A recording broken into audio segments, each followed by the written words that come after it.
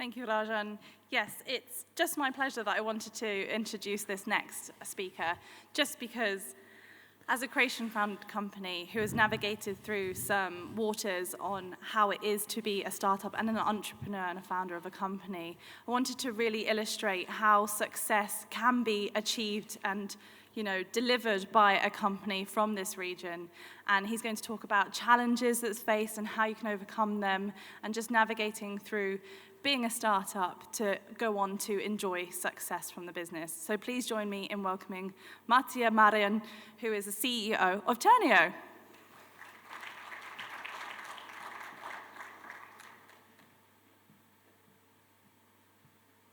Hi, everyone. First of all, Kate, thank you for inviting me.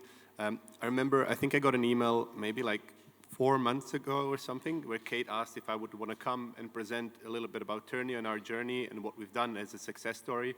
And as a young technology company, what you often do is you say yes, and then you have a little bit of time to actually achieve whatever you said yes to. So I was kind of hoping by the time I come here, we're going to be at least a little bit more successful than we were 4 months ago. And we are more successful. I don't think we're, the global success will be in a couple of years, but I think there's some stories I can hopefully share and inspire some of the people here. Unfortunately, my fonts are all broken, so I don't know what this is going to look like, but let's give it a go.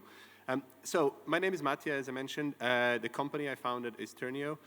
We actually started 2 years ago, and now we started in Croatia, and now we work with companies in Latin America, across Europe, in Africa.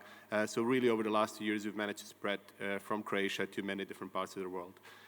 I wanted to tell you 3 parts of the story. One is what we saw happening in the travel industry and why we actually then started a company. I'll tell you a little bit about what the company does, and then also my personal journey, how I got to start a company, some of the lessons I learned along the way, which maybe are interesting for some of the other people in the audience. So I'll start with a number, and we will talk about experiences. Does anyone have any idea what this number might represent when it comes to people booking experiences? Sorry, what is it? Online? No? It's actually lower online. Only 30% of experiences are booked online.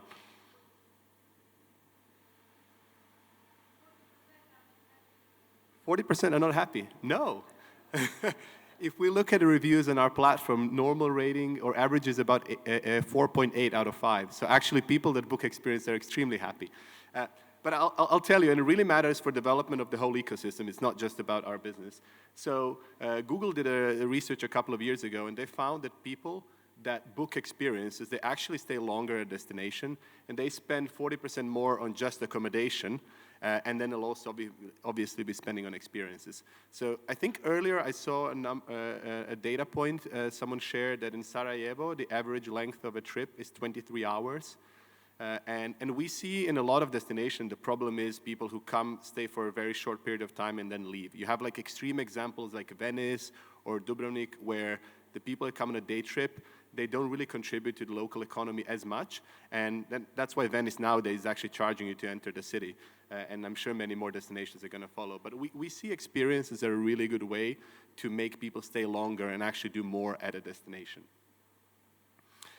Now, why is this happening? Well, if you look at all the way from 60s to really today, there's been a huge trend where people are spending less and less on goods and spending more and more on experiences.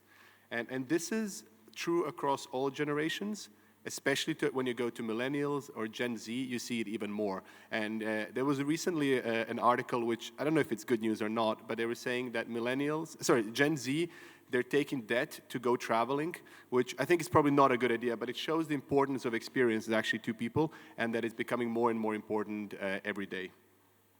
Now, an idea of what is a great holiday has actually changed massively in the last 20, 30 years. So this is, I believe, Mallorca. I haven't actually been to this beach ever, but this is what maybe 20, 30 years ago was an idea of a perfect holiday. You go somewhere, you're on the beach, and that's really it. And I remember when I was growing up in Croatia, like the beaches were not sand, they were pebbles, but it really looked like that. It was just a ton of people on the beach, and that's what really an idea of a perfect holiday was. Now, that has massively changed, and one of the big reasons is social media. But people now look on Instagram, they look on TikTok, they look at, I don't know, Facebook, whatever, and they'll find inspiration. So today, maybe this is an idea of a perfect holiday. So you go on a balloon in a private ride with your partner, and you actually enjoy the sunset.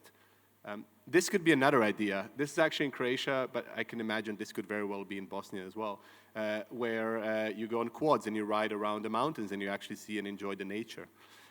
Or if you're on the beach, maybe you don't just want to lie on the beach. You're going to go horse riding, so you're going to go ride around the coral reef, and you'll actually see the, see the whole kind of like stretch of land there.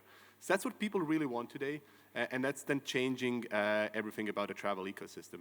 So to give you a couple of more numbers, and I'm a numbers guy, sorry guys. So 78% of millennials, they prefer to spend money on experiences instead of things. So I mentioned there's a shift, it's bigger and bigger as the generations are younger. Now, 77% of people that travel, they say that experiences are actually their favorite memories. So things they treasure most in their life. And then mainly driven by social media, 69% of people feel FOMO, or fear of missing out, when they see social media posts about experiences. So imagine if you have a friend that posted something like this, you'd probably be like, oh, I'd quite like to do that. And that's massively actually changing how people travel and how they book travel, how they get inspired of what they actually do at a destination. And that then brings us to the story of Turneo and why we started and what we're doing. So what we do is we've built a technology platform. We're a B2B company, so we work with other companies. We don't work directly with consumers. But we enable hotels to promote and sell experience to their guests. And that can be local tours. It can be activities. It can be transportation. It can be things like spa, wellness, dining experiences. And we actually see hotels nowadays really changing how they talk about themselves, and they're becoming an ambassador of a destination because they know that's the best way to actually attract guests to stay longer and to actually do more stuff when they're there. And what our technology does, it enables hotels to make experiences bookable. So if you're going to Zanzibar to one of our partners, you can book your kite surfing lessons in advance. It enables them to process payments, so you'll pay for your transfer, and you'll be sure that it's actually going to wait for you at the airport. You're not going to have any anxiety if anyone is going to pick you up. And then importantly, what we do is we make sure after every experience is consumed, we get reviews on what has actually happened. And reviews have an incredible kind of like psychological effect, because everyone in the ecosystem, if they know they're going to get reviewed on how they performed, they strive to give better service. And we've really seen in the destinations where we work, like Croatia, that suppliers of local activities are actually putting more and more effort towards guests to deliver an even better service, because they know if they're not doing it, next year there's going to be fewer and fewer guests. And that's, moving people away from tourist traps and actually helping them get better and better experience every time they travel. I'll show you a case study of what we've done, because I think this is something that can be replicated in a lot of destinations. But we launched our company last year only, and one of our launch destinations were in Istria. And we work with 3 hotel groups in Istria. So between them, they have over 50 hotels. And then we connected, through our technology, them to all the local providers of various things to do. So there's a truffle hunting company, there's a boat company that does trips to the local islands and to Venice. There's a couple of wineries, aqua parks, olive oil producers that do olive oil tasting. And really the guests of the hotels which we work with, when they were arriving at the destination, before they even stepped foot in the hotel or stepped foot in Croatia, they already were planning their activities and booking them in advance. And as I mentioned, to this point, around 40% of people being unhappy. Actually, we see really, really good reviews, and we see people that do experiences, they give a higher NPS on their overall stay. So they were not just spending more, they were also happier overall with their whole stay there. And this is something where, again, there was a little bit of discussion earlier about private versus public, and we see how private companies can actually participate in the development of a destination by connecting through technology and then making something for consumers easy, seamless, bookable, and that actually builds up the whole ecosystem, even without government involvement in this particular situation. And then, yeah, I mentioned we started 2 years ago. We launched 1 year ago. We work with big hotel groups like Movenpick. We work with local hotel groups like Maestra in Croatia. We work with European hotel groups like Falkensteiner. I just got an email before this. We're launching with our first hotel group in Portugal now. We also won awards from Focuswire. we're named one of the top 25 startups for 2024. So it's really been a fantastic journey. I think we found the right time when this is really, when the traveler kind of appetite for experience is growing, and that means that every participant in the travel industry actually needs to adjust their strategies. It needs to adjust their approach to deliver to the travelers what they really want. So that's about a company. I was also asked to share a little bit of the personal story of how this all happened and yeah, why Turneo was even started. Yes, as Kate mentioned, I'm originally from Croatia. I grew up there. I then moved to the Netherlands to study, and then afterwards did my master in the UK. This is my second company. I started my first one while I was at university. It was an event ticketing platform, and it became relatively successful in Croatia as well. But I then went into the corporate world. So I spent 5 years as a consultant, and then I spent another 5 years in Expedia. But to be honest, I come from an entrepreneurial family. My family is in hospitality. We had a small hotel on the coastline when I was growing up. So I knew I'm always going to go back. So 2.5 years ago, I decided to move back to Croatia, and I decided to start a company. So that's how it all really started. And yeah, we're building a company out of Croatia. We have people across Europe working with us, but the base of the company is in Croatia. And I think it's in Croatia, but also in this region in general. I think travel and tourism is really a force for good, because it actually brings people and it educates people about the country, but it also lifts up economies, because we can't go like 100 years back and rebuild industry that we were not part of building. But I think in travel and tourism, we have amazing resources, and we can actually build amazing companies in these countries where a company from Croatia or Bosnia can have an equal chance at global success as someone sitting in London or Berlin or New York or anywhere else. And then there was also a question like lessons learned, and I was really hesitant about this slide because I find whenever I look at things I write and I try to sound clever, if I look at it 5 years later, I just think I was really dumb. So please no photos of this because it's probably not going to stand the test of time. But anyway, I'll share what I think I know at the moment, and hopefully it's interesting and useful for some people. So a couple of things. One is I've learned that to succeed, you need to be all in. Like you can't have a soft cushion to land on.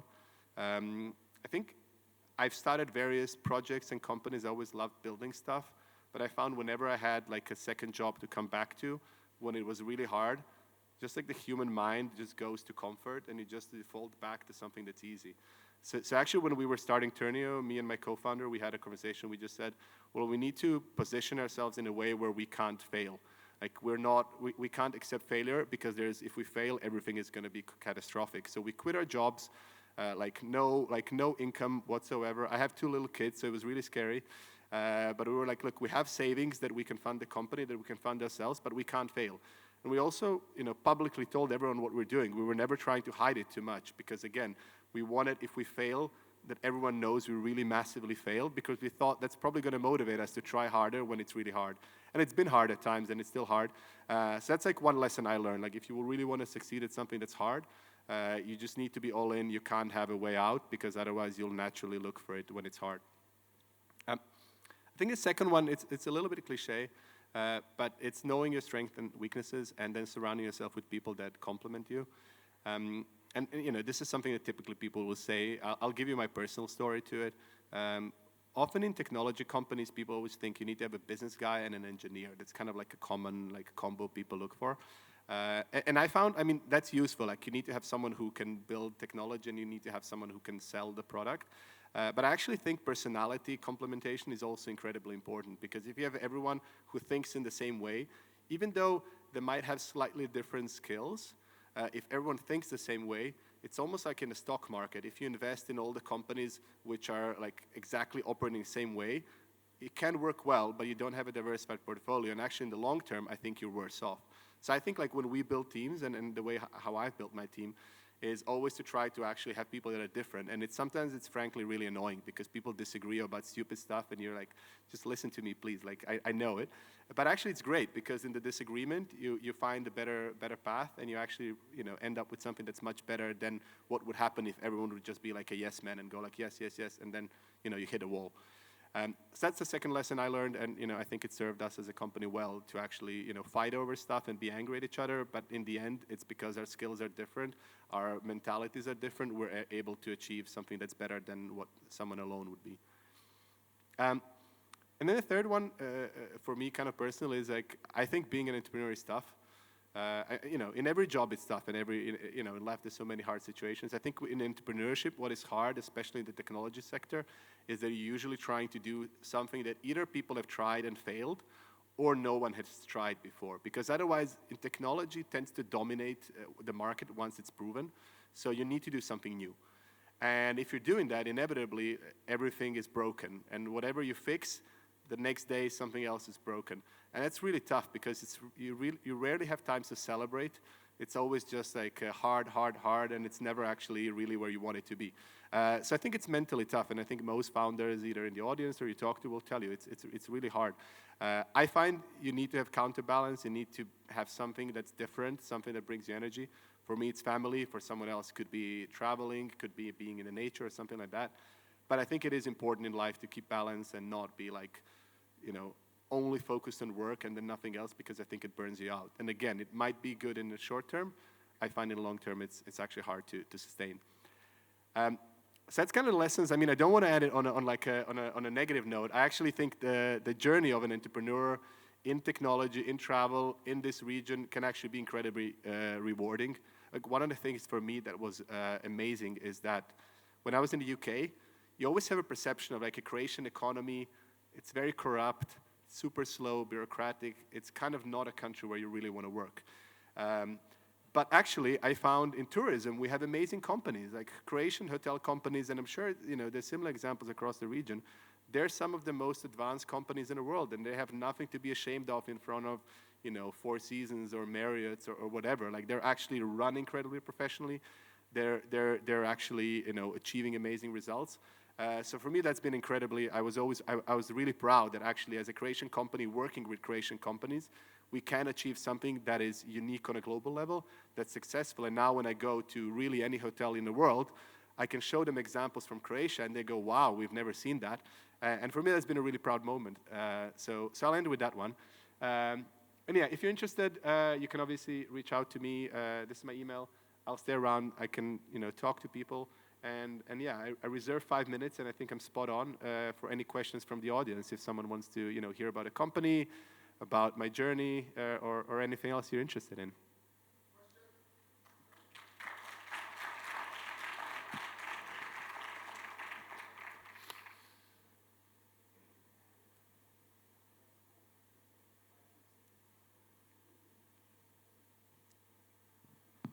All right, thank you very much. Well done, congratulations. Really like the solution. So I have a 5-part question. 5 parts? 5-part question. One question, 5 parts. Okay, let me So if you can go up to the slide that has Movenpick and the hotels and the service providers, please. Yes, this one. So the first part, why is your solution different from the Movenpick partnering with an OTA, white labeling it? Because by default, they'll be getting rebates and commissions on that. So how is this different from that potential option for Movenpick, for example? So that's the first part. Okay. You can answer. Okay, so I'm going to one by one. Cool. Yeah. So it's very different in a way that what we do is we give hotels basically a system to manage all of their experiences. So what a hotel will do when they implement our solution, they're going to, towards their guest, having one single interface, usually on the hotel website. They'll have, for the guest, the ability to book, let's say, a local tour.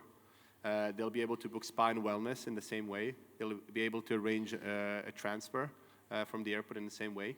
And what we actually find is if you were to partner with a company like, let's say, TripAdvisor and Viator, who could give you the content, right? We find these companies typically have like a little bit of vanilla, boring stuff, just like the very basic top level. What we find our hotel partners, they have amazing local relationships with the wine tasting company or like a vineyard that is not online anywhere, but actually, or like a truffle hunting that's just not online. Like you cannot find it on TripAdvisor as a bookable thing. And through our platform, they make it bookable for their guests. So it's just, it gives a much richer level of content to give to your travelers. which is usually not available on any other platform. Very good answer, thank you. So that takes me to the second part of the one question. Yeah. In terms of continuing the booking journey, they are small, very localized, and they're not online. So how do you deal in terms of booking, in terms of actual booking, paying, confirming? Is it immediate, or you email, or we'll get back to you? How it's done? Yeah, it's a good question. That's probably like a half-an-hour presentation just on that I can do. But I mean, we'll cater to various levels of digital maturity. So we have, direct connectivity to more digitized providers. We have some providers managing their pricing and their availability in our platform. And then we've also had to build kind of stopgap solutions for, there's like a boat operator that's whole day on a boat. Like he operates via WhatsApp. So we've built several levels because we find that for the traveler, and I think I forgot the name of the person from Miss and Miss Smith was saying, like for the traveler, they want a seamless journey. And we try to make it for the traveler to seem the same. But then in the background, we need to build different types of connectivity so that local operators, which are on a very different scale of digital maturity, can all play in that space. So that's like a 30-second answer, Yeah, but it's a super long topic that we can talk about later as well. Yeah, sure. If you can go one slide, advance one slide, where you have the service providers like Compass. Yeah. There's Compass. So basically, these are kind of tour operators. Yeah. That link with the hotels. Yeah. And in that sense, how does the relationship work between the hotel and the tour operator? And from your experience, do hotels work with multiple tour operators or on exclusive basis? Yeah. I mean, there's obviously variation, right? I mean, they work through our platform. We basically enable them to, manage commissions, contracting, everything. So we simplify that for them. So that's how it works. In terms of multiple providers, yes, absolutely. And I think there's a balance to strike where you probably don't want your guests give 10 same things by different providers because that's confusing. But equally, you want towards your guests to provide them with a selection of things to offer. So if I give you an example, most hotels we work with, for instance, in Istria, they'll have 2 or 3 truffle hunting companies because it's a very popular trip to do when you're in Istria. So they'll have 2 or 3 that are on their platform or, through us, they're working with hotels, but they're not going to have 20 because there's no need. Similar with wine tasting, you might offer like 3 or 4 wineries because you want to give people choice, but they don't need 20 because, again, then you create this kind of like paradox of choice where people actually can't choose anything because there's too much stuff happening. All right. Okay. It's actually 3 questions. So thank you very much. We can pick up the discussion later on. Thank you. Congratulations. Absolutely. Thank you.